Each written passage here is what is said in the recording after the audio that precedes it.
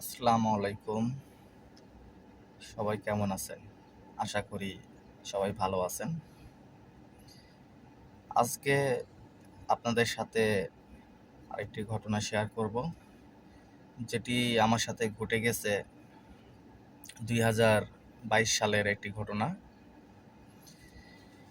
২০২২ সালে ঠিক ঈদের ৪-৫ দিন আগের একটি ঘটনা। রোজার ঈদের ৪-৫ দিন আগের একটি ঘটনা বলছি। আমি একটি ট্রিপ নিয়ে যাচ্ছিলাম রংপুর সদরে নামিয়ে দেওয়া ট্রিপ একটা। তো আমি বরাবর সকালবেলা যাত্রীর কাছে যাই, যাত্রীদেরকে উঠায় নিয়ে আমি রওনা দিই। তো রওনা দেওয়ার চলে যাই, যে গাইবান্ধা গিয়ে আমরা একটা হোটেলে খাওয়া দাওয়া করি। তখন ওইখানে পৌঁছাইতে আনুমানিক বিকাল। পরে রংপুর সদরে তাদেরকে নামিয়ে দিয়ে আমি একটা হোটেলে খাওয়া দাওয়া করে রাত ৮টার দিকে আমি আবার রংপুর সদর থেকে রওনা করি। সারাদিনের ক্লান্তি সেই শরীর নিয়ে আবারও ঢাকার দিকে ফিরতেছি গাড়ি নিয়ে। তো বগুড়া পার হয়ে আপনার সিরাজগঞ্জে ঠিক একটু কাছাকাছি। তো শরীরটা খুব ক্লান্ত হওয়ার কারণে আর গাড়ি চালাতে পারি না। তো না পারার কারণে পরে সামনে একটা বাজারের মতন সাইড দিয়ে দোকান, তো একটা জায়গা আছে, একটা খালি জায়গা। তো আমি সেখানে গাড়িটি রাখি। তো আনুমানিক রাত্রি কয়টা, একটা একটা বা দেড়টা। তো পরে আমি সেখানে গাড়ি রেখে আমি গাড়ির ভিতরেই শুয়ে থাকি। তো হঠাৎ করে ঘুম ভেঙে তো আনুমানিক হয়তো দুইটা দুইটা বা 2:10-15 দেখি আমার গাড়ির সামনে ঠিক লাইটের নিচে একটা খাটিয়া, আর খাটিয়ার ভিতরে একটি লাশ, আর সাথে 8 থেকে 10 জন লোক আছে। তো আমি দেখে প্রথমে সেরকম কিছু মনে করি না। তো যাই হোক, পরে আবারও শুয়ে পড়ি, আবারও ঘুম এসে যায়। আনুমানিক কতক্ষণ ঘুমাইছি জানি না, ঘুম ভেঙে আবারও দেখি খাটিয়াটি রাখা, খাটিয়ার ভিতরে লাশ, কিন্তু লোকজন নাই। তা আমি মনে করলাম হয়তো আশেপাশে কোথাও আছে। দেখ, আমার চোখে তখনও ঘুম, ক্লান্তি শরীর। তা আমি আবারও শুয়ে থাকলাম। কিন্তু এবার আমার মনে হচ্ছে যে হয়তো লাশটা খাটিয়ার উপরে উঠে বসে আছে।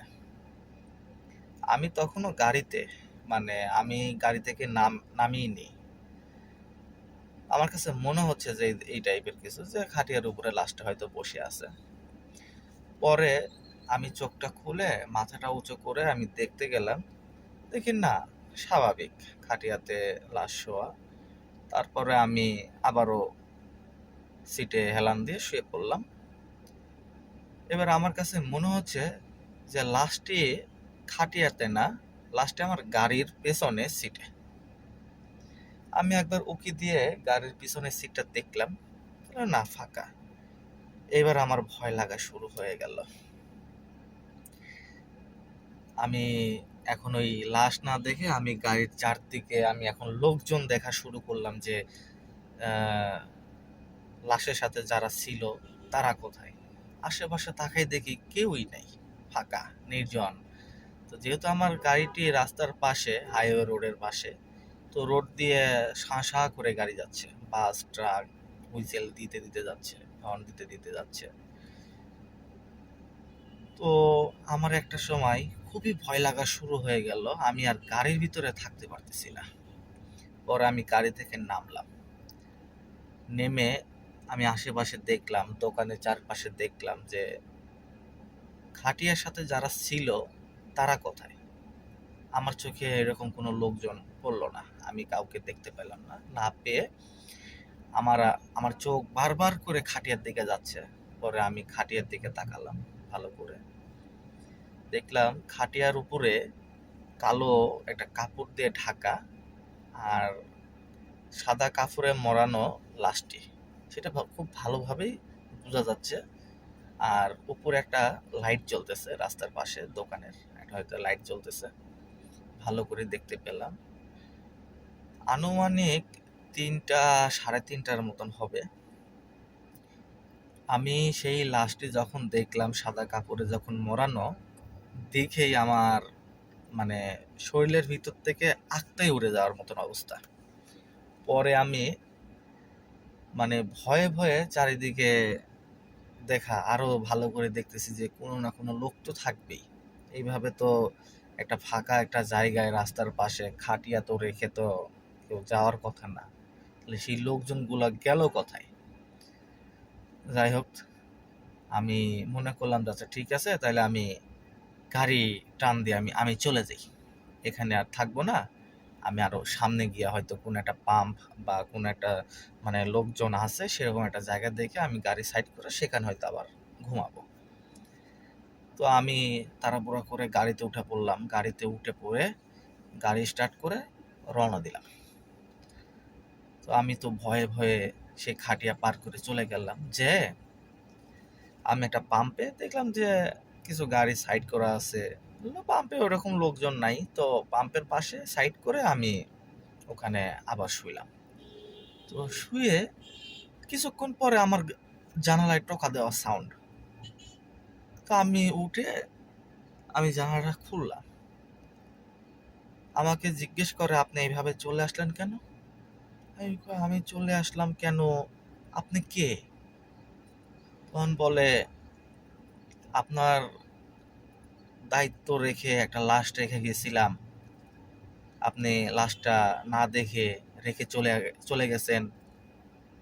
তো বললেন, না আমার তো সেরকম তো মনে নাই, আমার তো দায়িত্ব দেওয়া বা কেউ যে আমাকে বলে গেছে যে লাশটা দেখেন, এভাবে তো কেউ কিছু বলে নাই। যাই হোক, এক পর্যায়ে আমার সাথে সেই লোকটা তর্ক শুরু করে দিল। পরে আমি চুপ হয়ে গেলাম। পরে আমাকে সেই লোকটা শাসায় বলে গেল যে আপনার ভালো হবে না, আপনার অবশ্যই এটার জন্য আপনার মূল্য পরিশোধ করতে হবে, মানে এই টাইপের একটা কিছু একটা ইয়ে করতে হলো, বললো আমাকে, শাসায় গেল, ভয় দেখাই গেল। তো যাই হোক, আমি আবারও শুয়ে আছি। এখন ওই লোকটার কথা আমি নিয়ে ভাবতেছি যে লোকটা আমাকে শাসায় গেল, ভয় দেখাই গেল, তখন কিন্তু আমার অনেক ভয় লাগা শুরু হয়ে গেল, আমি অনেক ভয়ও পাচ্ছি। কিছুক্ষণ পরে ওই লোকগুলাই খালি খাটিয়া নিয়ে আসতেছে। আমার তো মনে হচ্ছে যে আমি যে ওখান থেকে যে রওনা দিলাম, আনুমানিক আমি 5-6 মিনিট আমি গাড়ি চালিয়ে আমি সেখানে এসে দাঁড়াইছি। তো এইখানে তারা পায়ে হেঁটে এত দূর আসতে গেলে তো বেশ অনেক সময় লাগার কথা, কিন্তু খুব কম সময়ের ভিতরে তারা আবারও আমার সামনে চলে আসলো খালি খাটিয়া। তখন খাটিয়ার ভিতরে লাশটি নাই, আর কালো যে কাপড়টা সেটা গোছায় খাটিয়ার ভিতরে রাখা। এবারে খাটিয়াটি আমার ঠিক গাড়ির সামনে রেখে 4-5 জন লোক এসে আমাকে খুব করে, এই গাড়ি থেকে বের হন, বের হন। পরে আমি গাড়ি গ্লাস খুব অল্প পরিমাণ খুলে আমি বলতেছি, ভাই কি সমস্যা ভাই? আর আমি তো সেরকম কিছু করিনি, বা আমার তো এরকম কোনো দোষ নেই যে আপনারা আমাকে এইভাবে ইয়ে করবেন। তো তারা বলে যে আপনার দায়িত্ব রেখে একটা লাশ রেখে গেছি, সেই লাশটা খুঁজে পাওয়া যাচ্ছে না, সেই লাশটা এখন আপনি খুঁজে দিবেন। এখন তো আমার আরো ভয় লাগা শুরু হয়ে গেল, লাশটি হারায় গেছে, এখন লাশটা আমাকে খুঁজে দিতে হবে, কারণ তারা তো নাছোড় বান্দা হয়ে গেছে, আমার এখন খুঁজে না দিলে আমাকে তারা ছাড়বে না। পরে বললাম, আচ্ছা ঠিক আছে ভাই, আমি লাশটি খুঁজে দিব, কিন্তু আপনারা আমার কোনো ক্ষতি করেন না। ওনারা বললো, আচ্ছা ঠিক আছে, আপনার কোনো ক্ষতি করব না, আর আপনার কোনো ক্ষতি হবে না, আপনি লাশটা খুঁজে দেন। পরে আমি ভয়ে ভয়ে আমি মোবাইলের ফ্ল্যাশ লাইটটা জ্বালাই আমি নামলাম। লোকগুলোদেরকে দেখে আমার একটু আজব আজব মনে হচ্ছে। কেন? সবগুলো লোকের গায়ের রং সেম, মানে কালো, কালো কালার। আর সবাই মোটামুটি একটু লং টাইপের যে শার্ট, মানে তাদের মাপের থেকেও মানে 2-3 ইঞ্চি লম্বা এরকম তারা শার্ট পরে আছে, লুঙ্গি পরে আছে, গ্রামের লোক যেরকম ভাবে আর কি থাকে। তো আমি তাদেরকে বললাম, ভাই লাশটা তো ছিল এখন এখান থেকে প্রায় আর 7-8 মিনিটের পথ, গাড়ির পথ। তো ওইখানে তো যেতে হবে, তাহলে আমি গাড়ি নিয়ে ওইখানে যেয়ে আমি তাহলে লাশটা আমি খুঁজি। তো ওরা বলল, তাহলে আমাদেরকে নেন। তো যাই হোক, আমি তো বাধ্য হয়ে তাদেরকে গাড়িতে নিয়ে আমি তাদেরকে নিয়ে আবার রওনা দিয়ে সেই জায়গায় গেলাম। খাটিয়া এখানে রেখে গেল, পাম্পের এখানে রেখে গেল। পরে আমি সেখানে তাদেরকে নিয়ে, তারাও মানে খুব খোঁজাখুঁজির তৎপরতা। তো ওইগুলা দেখে আমিও খুঁজতে থাকলাম যে লাশটা এইখানেই তো ছিল। তো পড়বে কোথায় বা ইয়ে হবে কোথায়, এটা এমন না যে রানিং গাড়িতে যাওয়ার লাশ পড়ে গেছে বা সেটা খুঁজতেছি, মানে যা একটা খোঁজার মতন দোকানের চারপাশে ইয়েতে এখানে ওখানে চিপা চাপাতে খুঁজতেছি। হঠাৎ করে তাদের ভিতরে একটা লোক চিল্লায় বলল, এখানে এখানে এখানে, খালি এখানে এখানে বলতেছে। পরে দেখলাম আরো 2-3 জন লোক তার দিকে দৌড় দিয়ে দেখতে গেল। তো এখন আমিও গেলাম, আমার ফোনের ফ্ল্যাশ লাইটটি জ্বলানো, আমি ভালো করে সামনের দিকে ধরে আমিও গেলাম ওদিকে। গিয়ে দেখলাম লাশটি পড়ে আছে অর্ধেক একটা মানে ডোবা পুকুরের মতন, শ্যাওলা ধরা একটা পুকুর, অর্ধেক লাশ পুকুরের ভিতরে অর্ধেক উপরে। তো যাই হোক, লোকজন তাকে ধরাধরি করে তুলে নিল। তুলে এখন আমাকে বলতেছে, এটা এখন গাড়িতে নেন, খাটিয়া তো ওখানে রাখা। পরে আমি এখন কি করব, আমি বাধ্য বাধ্য হয়ে খাটিয়া ওখানে নিয়ে যাব লাশ। এখন লাশটি ওরা দৌড়াদৌড়ি করে আমার গাড়িতে উঠালো। উঠানোর পরে আবারও রওনা দিলাম সেই পাম্পের উদ্দেশ্যে যেখানে খাটিয়াটি রেখে আসছে তারা। তো 7-8 মিনিটের রাস্তা। তো আমি 7-8 মিনিটের রাস্তা মনে করে যাই হোক চোখ টোক বন্ধ করে যা হবে হবে করে একদম মনে মনে সাহস তৈরি করে আমি রওনা দিলাম। লাস্টে প্রথমে আমার সামনের মানে আমার ড্রাইভিং পিছনে যে সিটটা সামনে সারির, ওরা 3 জন লাস্টে কোলে নিয়ে বসছে। এক পর্যায়ে 2 থেকে 3 মিনিট গাড়ি চালানোর পরেই ঠিক লাশটা মনে হলো যে তাদের পাশে বসে আছে। তা আমার কাছে মনে হলো, আমি যখন লুকিং গ্লাসে এই বিষয়টা যখন ফলো করলাম, তখন আমার মনে হলো তারা হয়তো ভাতটা বা লাশটা ভিজে গেছে, সেই জন্য তারা হয়তো লাশটাকে পাশে বসায় রাখছে। তো সেটা মনে করে আমি কিছু মনে করলাম না, ওইভাবে ভয় পেলাম না। কিছুক্ষণ পরে আমার মনে হলো 2 জন 2 পাশ থেকে লাশের ঘাড়ে হাত দিয়ে লাশের সাথে গল্প করতেছে। এবার তো আমার তো দেখে তো ভয় লাগা শুরু হয়ে গেল। আবার এটাও মনে হচ্ছে যে লাশটিও কথা বলতেছে। একটা পর্যায়ে খুব কাছাকাছি যখন আমি হেডলাইটের লাইটে যখন দেখতে পাচ্ছি খাটিয়াটা, তখন আমার কাছে মনে হলো লাশটাই মনে হয় কাপড়ের ভিতর থেকে বলল ঠিক খাটিয়ার সামনে গিয়ে গাড়িটা ব্রেক করার জন্য। কারণ কণ্ঠটা আমার কাছে একবারে অপরিচিত, কারণ যে কয়জন লোক 4-5 জন লোক আমার কাছে এসেছিল তাদের কণ্ঠ মোটামুটি আমার শুনে ইয়ে হয়ে গেছিল, পরিচিত হয়ে গেছিল। আর যে কণ্ঠটা আমাকে বলল যে খাটিয়ার ঠিক কাছে গিয়ে গাড়িটা ব্রেক করার জন্য, এই কণ্ঠটা ঠিক ছিল একদম অপরিচিত। আমার কাছে মনে হলো এই কথাটা বললো লাশ।